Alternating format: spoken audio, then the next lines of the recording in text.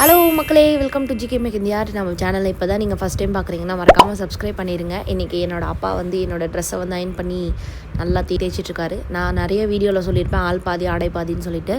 அதை வந்து நான் இப்போல்லாம் ரெகுலராகவே ஃபாலோ பண்ணுறேன். என்ன தான் வீட்டில் நம்ம பிச்சைக்காரி மாதிரி இருந்தாலும் வெளியே போகும்போது கொஞ்சம் டிசிப்ளினாக டீசெண்டாக அந்த மாதிரி போகணும்.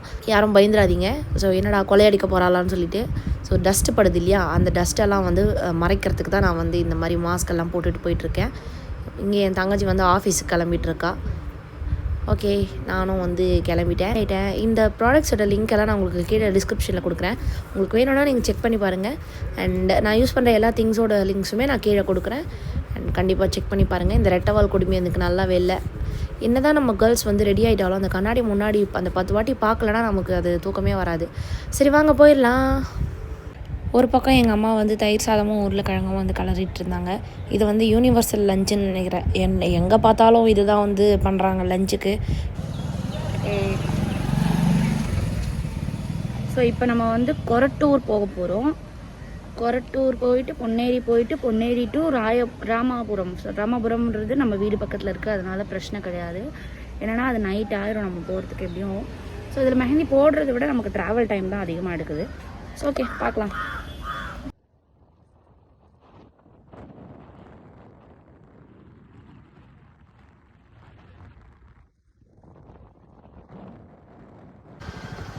ஓகே, நம்ம லொக்கேஷன் வந்துட்டோம். ஸோ உள்ளே போயிட்டு எப்படி இருக்குன்னு பார்க்கலாம்.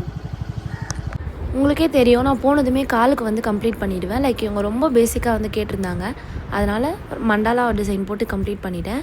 அண்ட் காலுக்கு மட்டும் லைக் பீகாக் அண்ட் மண்டபம்லாம் வேணும் அப்படின்ற மாதிரி கேட்டிருந்தாங்க, அதுவும் பட்ஜெட் ஃப்ரெண்ட்லியாக. அவங்க கேட்டது மாதிரி நம்ம வந்து ஃப்ரண்ட் ஹேண்ட் வந்து கவர் பண்ணி கொடுத்துட்டோம்.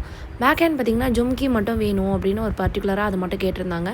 ஸோ அதையும் முடிச்சு கொடுத்துட்டு நான் கிளம்பிட்டேன். இப்போ ஃபஸ்ட்டு கிளைண்ட் வந்து முடிச்சாச்சு. ஆனால் இப்போ 12:30 ஆகுது. 12:30. ஸோ வீட்டுக்கு போயிட்டு பண்ணுறோமா, வீட்டுக்கு போயிட்டு பொன்னேரி போகிறேன்னா இல்லை அப்படியே போகிறேன்னான்னு தெரியல. சொல்கிறேன், பாய். இது இருக்குது நம்ம வண்டி. நம்மக்கிட்ட தான் கையில் காசு வந்தால் கொஞ்சம் அடங்காது இல்லை. ஸோ அந்த தயிர் சாதம் எங்கேருந்து சாப்பிட்றதுன்னு சொல்லிவிட்டு நம்ம அம்மா வீட்டுக்கு போகும்போதே நான் வந்து பிரியாணி வாங்கிட்டு போயிட்டு அங்கேருந்து சாப்பிட்டு அப்படியே வந்து பொன்னேரிக்கு கிளம்பிட்டேன். ஸோ நான் சாப்பிட்டுட்டு தான் வந்து கிளம்புறேன். லைக் தயிர் சாதத்தை அம்மாட்டையே கொடுத்துட்டு, சாரிம்மா நீயே சாப்பிட்ருவான்னு சொல்லி அம்மாட்ட கொடுத்து நான் பொன்னேரிக்கு கிளம்பிட்டேன். ஏன் டைமா இல்லை என்னை சுற்றி அடிக்கிற டைமா என்ன கர்மோன்னு தெரியலங்க. ஆனால் அங்கே போனதுமே ப்ரைடு வந்து, இல்லைக்கா நான் கடைக்கு வந்துட்டேன், ஒரு 1/2 hour மட்டும் வெயிட் பண்ணுங்க, அதோ வந்துடுறேன் அப்படின்ற மாதிரி சொல்லியிருந்தாங்க. நானும் வெயிட் பண்ணுறேன், ரொம்ப நேரமாக வெயிட் பண்ணுறேன். அண்ட் அங்கே வெயிட் பண்ண முடியாமல் அந்த வெயில் தாங்காமல் நான் வந்து அங்கேயே குளித்து முடிச்சதை நீங்கள் பார்த்துருப்பீங்க. ஒரு மினி குளியலை போட்டுட்டு ஃப்ரெஷ்அப் ஆகிட்டேன் நான். ஸோ அதுக்கப்புறம் நான் பாட்டுக்கு உட்காந்துட்டு போய் அவங்க வீட்டு வாசலை கண்டுபிடிச்சிட்டு அங்கே போய் உட்காந்துட்டேன். கிளைண்ட் வீட்டுக்கு வந்தேன். ஒரு 2:30 வெயிட் பண்ணுறேன்.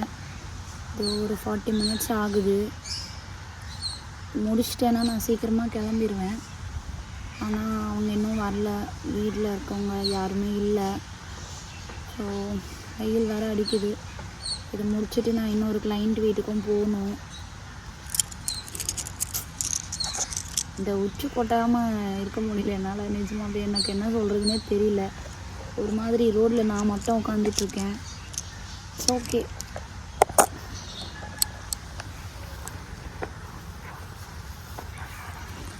யாருமே இல்லை. ஒரு முட்டு தெருன்னு கூட சொல்ல முடியாது, ஒரு முட்டு வயல் அந்த மாதிரி. ஆனால் லொக்கேஷன் பார்க்க அழகாக இருக்குது. எனக்கு என்னமோ பயமாகவே இருக்குது.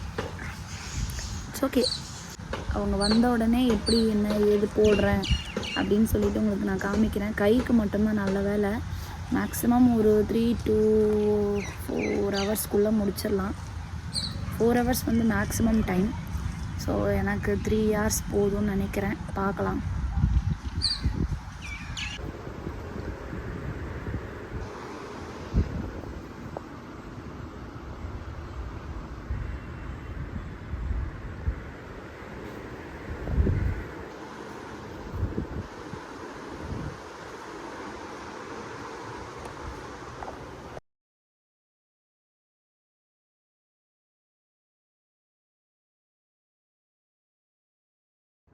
மக்களே என்னை மன்னிச்சிடுங்க, நான் அங்கேருந்து கிளம்புற அவசரத்தில் வந்து ஃபோட்டோவோ வீடியோவோ வந்து நான் சுத்தமாக என் ஃபோனில் எடுக்கவே இல்லை. அதனால் பிரைடுக்கிட்டே நான் வர வழியிலே கால் பண்ணி நான் மறந்துட்டேன். அவங்க வீட்டிலேருந்து கொஞ்சம் தூரம் போனதுக்கப்புறம் தான் எனக்கு ஞாபகம் இருந்தது. நான் மறந்துட்டேன், தயவு செஞ்சு எனக்கு எடுத்து கொஞ்சம் டாக்குமெண்ட்டாக மட்டும் அனுப்பி விட்டுருங்க அப்படின்னு சொல்லிட்டு சொன்னேன். அதை நான் உங்களுக்கு ஆட் பண்ணுறேன், பார்த்துக்கோங்க. அண்டு இதோட நம்ம வீட்டுக்கு கிளம்பி போயிட்டு அங்கேருந்து நேராக ராமாபுரம் வந்து போக போகிறோம். ராமாபுரம் எங்கேயும் இல்லைங்க, அது பசுமை கிராமம் அந்த மாதிரி இப்போ வந்து போட்டிருந்தது கூகுள் மேப்பில். அண்ட் வீட்டுக்கு வந்து வர வரைக்கும் மழை இல்லை. கரெக்டாக நான் உள்ளே நுழைஞ்சதுமே வந்து மழை பிடிச்சிக்கிச்சு. எப்பா எல்லா சாமி கும்பிட்டு சாமி எதுவுமே கைவிடலை, அது வரைக்கும் நல்லது. ஸோ மழையில் நனைஞ்சிட்டே வந்திருந்தேன்னா இன்னும் ஜல்ப்பு பிடிச்சிருக்கோம் எனக்கு. ஸோ அடுத்த பிரைடு வீட்டுக்கு நம்ம கிளம்பலாம். ஹலோ, இப்போ நான் வந்து ட்ரெஸ் சேஞ்ச் பண்ணிட்டு தான் நான் போக போகிறேன். வந்து ஒரு 1 hour வந்து ரெஸ்ட் எடுத்தாச்சு. 1 hour கூட இல்லை, 20 minutes தான். 6:40க்கு வந்தேன், இப்போ 7:05 ஆகுது. ஸோ என்ன இதோ வரேங்க. அவங்க கால் எடுக்கலையே.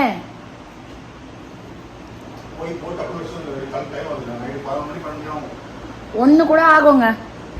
இப்போ நான் போகும்போது என்ன தான் பைக்கில் போனாலும் பட் வரும்போது தனியாக அங்கேருந்து நான் தனியாக ட்ராவல் பண்ணி வரணும் பைக்கில் அப்படின்னு சொல்லிட்டு அவர் என்ன பண்ணார், ஆட்டோ போட்டு விட்டார்.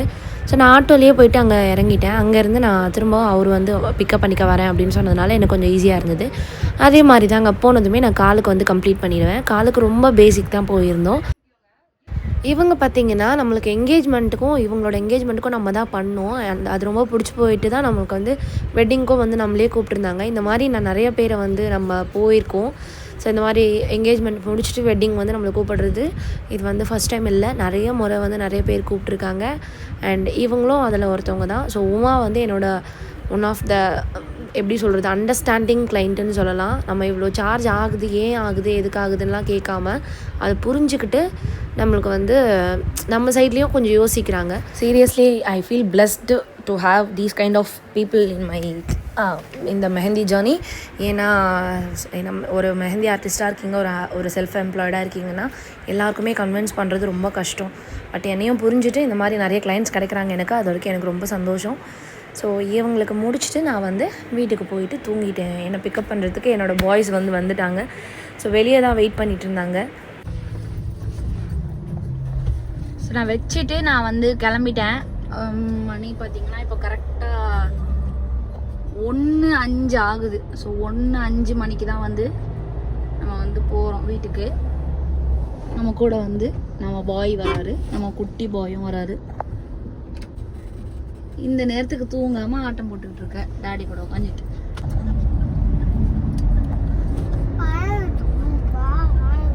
நான் கூட்டிகிட்டு போகிறேன்னு